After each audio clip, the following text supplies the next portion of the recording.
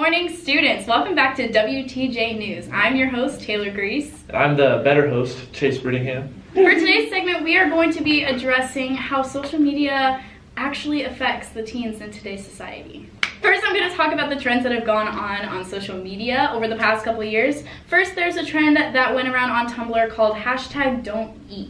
Along with that was an Instagram trend of posting pictures of thigh gaps. If you don't know what a thigh gap is, basically that means the inside of your thighs don't touch, and that's actually not a normal shape for a woman's body, and a very small amount of people actually have a body shape like that. You have to be extremely unhealthy for that to happen. There are actually images posted on social media of girls with thigh gaps or pictures of other girls with thigh gaps, and on the top of the image they would put, "Look at your thighs, now put down the food." Posts like this are actually promoting eating disorders like anorexia and bulimia, and if those aren't treated properly, it actually can lead to death. And if you don't know already what anorexia and bulimia is where the people, they starve themselves and they do not like to eat, and then bulimia is where they'll overeat and binge, and then about 30 minutes later, however long, they'll throw it back up so they do not get very many nutrients or anything in their bodies. According to a Dove study, 70% of the people that responded actually found that they had low self-esteem, and many of those girls actually admitted to having eating disorders and admitted to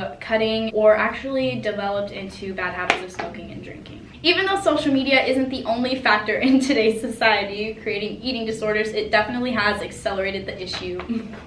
Now we are going to send you to our field reporters who will be interviewing Dr. Yi. Hello, I am here in Dr. Yi's office. We wanted to get some thoughts from her and to ask her a few questions. I just wanted to take this opportunity to have her introduce herself and exactly what she does here at Chandler Gilbert. Thanks, Evan.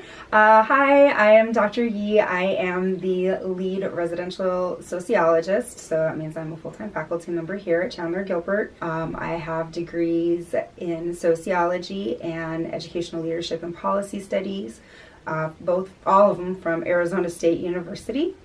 And I teach a variety of sociology classes. Thank you, Dr. Yi. We just wanted to ask you a few questions that pertain to social media.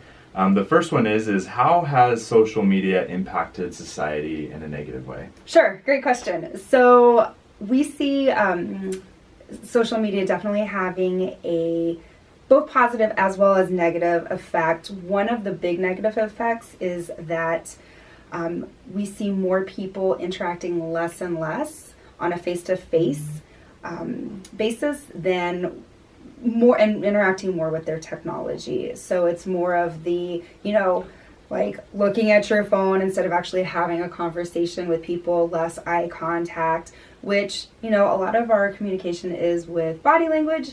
And so when you are looking more at your phone and interacting with your technology, you're losing that kind of human side of it. And so that's one of the big negative aspects. We also see an increase in things like cyberbullying, because people, without having a face-to-face interaction, it's easier to say something and hide behind a screen of some sort, whether it be computer or cell phone. So we see those are two of the biggest negative things that we as sociologists see. Thank you, Dr. Yi. One thing that we did notice as we were doing our research is it seemed to have a particular effect on teenage females as well. So we wanted to ask you that question.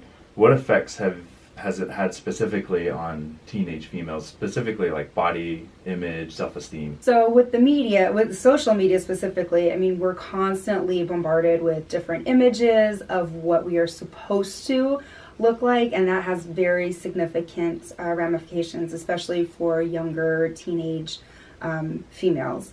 So there's this idea that, you have to be a size 0, which is what most models are, when really the average woman in the US, her dress pant size is usually around a size 16, which is very different. And so having these constant images and primarily one type of body image in social media really has a huge impact negatively on self-esteem. You see an increase in eating disorders, things like that for young girls. So it really is a problem. And we also hear, about quick and easy diet fads, trends, things like that, waist shapers that we often see celebrities use their social media to promote.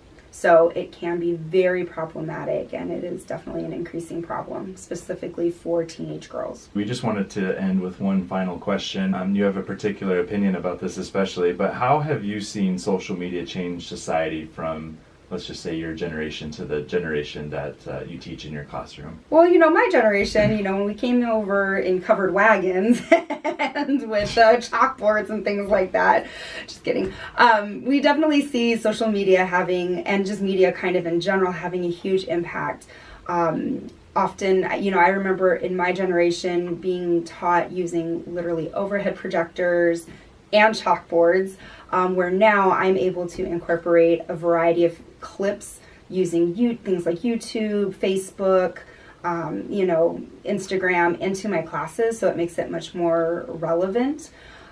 We also see, again, kind of this disconnect between having human interaction. So when I was going to school, I would, interact with my peers. You come in the classroom, you sit down, you talk to people, and now 90% of the time I walk into the classroom and people know each other, but they're sitting there and engaging instead of with each other on their phones. So we're definitely seeing kind of a difference in how we use technology, and how it's also just kind of having an impact where a lot of people would prefer to be online versus having that face-to-face human interaction. So to me, it's kind of sad. You're starting to lose something. Dr. E, thank you so much for your time and You're for your quite comments welcome. and your expertise. We really do appreciate it. Yeah, happy to help. Chase, back to you. Thanks, Devin. Great lady. Overall, great lady. You guys probably already saw that. She's a great lady. Now we're going to give it back to our other field reporter who will be interviewing students on campus. Thanks, Taylor. Here I'm standing with Juliana. a student here at Chandler Gilbert Community College, and I just asked her some questions based on what we're talking about with social media. And Juliana, what social media platforms do you use? I use mostly Instagram, but I like to browse through Twitter and Facebook once in a while too, and a lot of YouTube. Okay, and how much do you use them? Probably about every day, maybe a couple hours every day. That's too much. That's a lot. Has social media affected you personally in any way, negative, positive? If so, how? Oh yeah, definitely. Probably every time I scroll through Instagram, I'll see something, about fit tea or those teas that help you lose weight. And, I'm just seeing a lot of stuff about how girls should look a certain way. But, it's also a good thing because it spreads awareness about issues that we don't really talk about. So there's pros and cons to it. Do you know anybody that has been affected by social media? You don't have to give their name. How were they affected? Yeah, one of my friends, she had an eating disorder not too long ago, and it was just rough going on social media and, like I said, seeing all those girls and stuff, so it just made it a lot harder for her to get through it. Juliana, I got another question for you. On social media, do you have any examples of anything that stood out to you that was kind of you thought was wrong towards maybe self-body image or self-esteem? Yeah, so I was scrolling through Instagram one time, and one of those sponsored pictures came up, and it was pictures of two different girls with completely different body types that looked completely different, that you couldn't really compare them at all, and people are saying like if you think this is more beautiful or something like that, and I'm just like, really?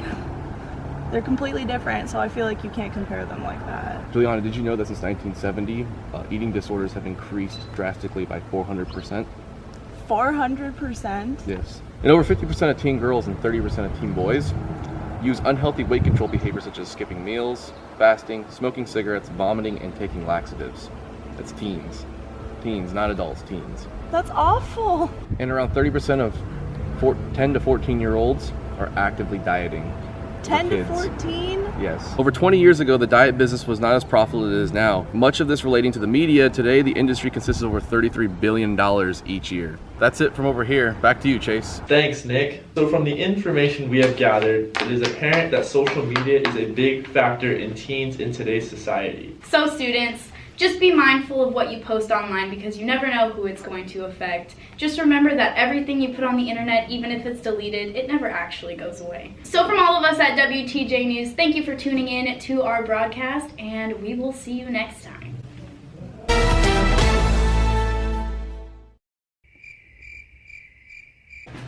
First off, I'm...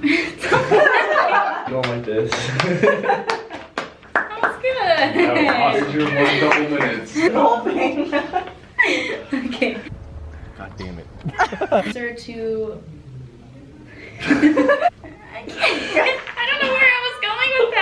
it's weird because I want to look at myself, but like she said to look there, but 90% of the time I was looking at myself.